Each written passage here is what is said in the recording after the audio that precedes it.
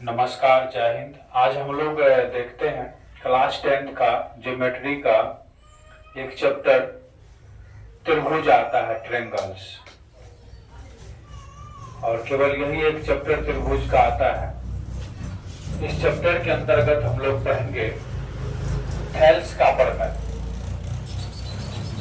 थैल्स से संबंधित प्रमेय इसमें पढ़ेंगे और थैल्स से कुछ जुड़ी हुई बात है, पहले उसको हम लोग जानते हैं।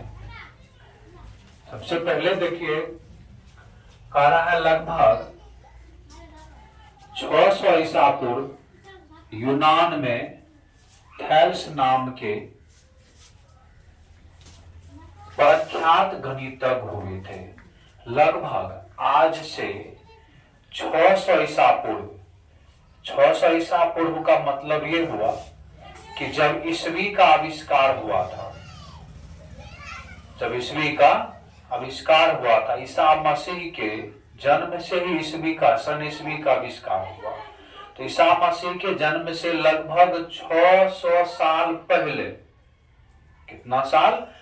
600 साल पहले यूनान में थैल्स नाम का एक फेमस गणितज्ञ हुआ था। गणित के विद्वान को गणितज्ञ कहते हैं। और उन्होंने ज्यामिति में समरूप त्रिभुज पर एक महत्वपूर्ण आविष्कार किया था, जो यूनान में ईसा पूर्व 600 ईस्वी लगभग पहले थैल्स नाम के गणितज्ञ हुए थे। उन्होंने समरूप त्रिभुज से संबंधित एक आविष्कार किया। समरूप त्रिभुज पर एक महत्वपूर्ण आविष्कार किया, समरूप त्रिभुज से संबंधित एक खोज किया था। और वह खोज जो है इस प्रकार है। थैल्स साहब कहते हैं, समरूप त्रिभुजों में किन्हीं दो संगत भुजाओं की लंबाइयों का अनुपात सर्वदा माने हमेशा समान होता है, चाहे उनकी वास्तविक माप कुछ भी क्यों ना हो। माने थैल्स साहब कहते हैं, समरूप त्रिभुज में किन्हीं दो संगत भुजाओं की लंबाइयों का अनुपात हमेशा समान होता है। समरूप त्रिभुज में किन्हीं दो भुजाओं की लंबाइयों का अनुपात हमेशा समान होता है, चाहे उसकी वास्तविक माप कुछ भी हो। वास्तविक माप कुछ भी क्यों ना हो, वास्तविक माप से फर्क नहीं पड़ता है ना।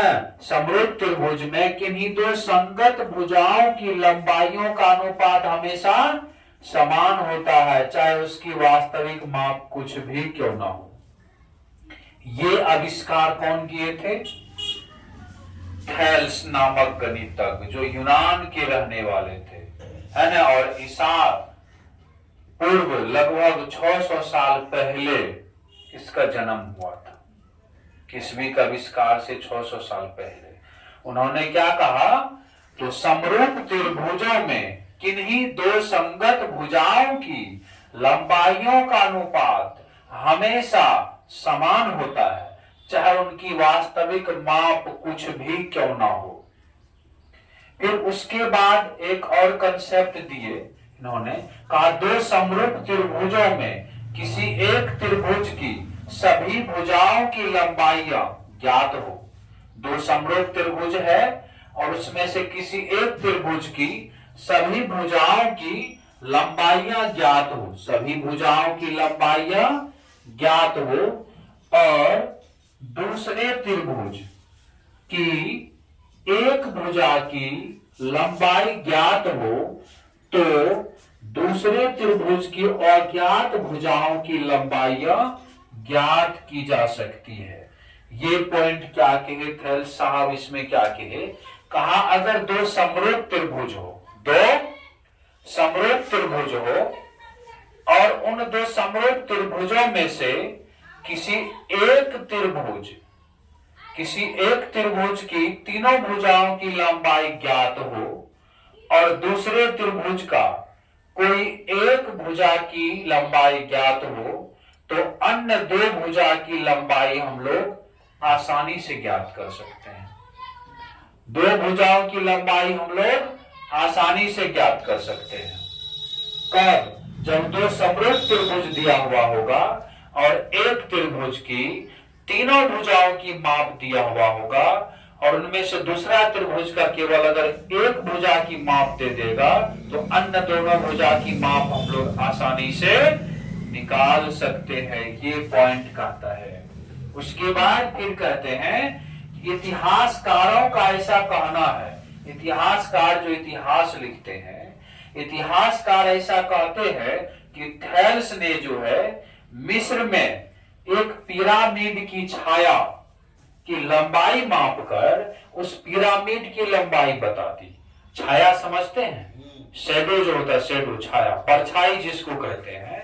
तो मिस्र थेल्स साहब एक बार मिस्र में क्या कि एक पिरामिड था, उसका छाया था, छाया की लंबाई माप करके उस पिरामिड की लंबाई जो है ज्ञात कर दिया। ऊंचाई कितना है पिरामिड की लंबाई नाप करके और उस पिरामिड की ऊंचाई बता दिया बिना ऊंचाई नाप ले, है ना। तो यहां तक ये थेल्स से जुड़े हुए ये महत्वपूर्ण कुछ बात है। अब इसके बाद हम लोग थेल्स साहब जो प्रमेय दिए हैं उस प्रमेय को पढ़ेंगे।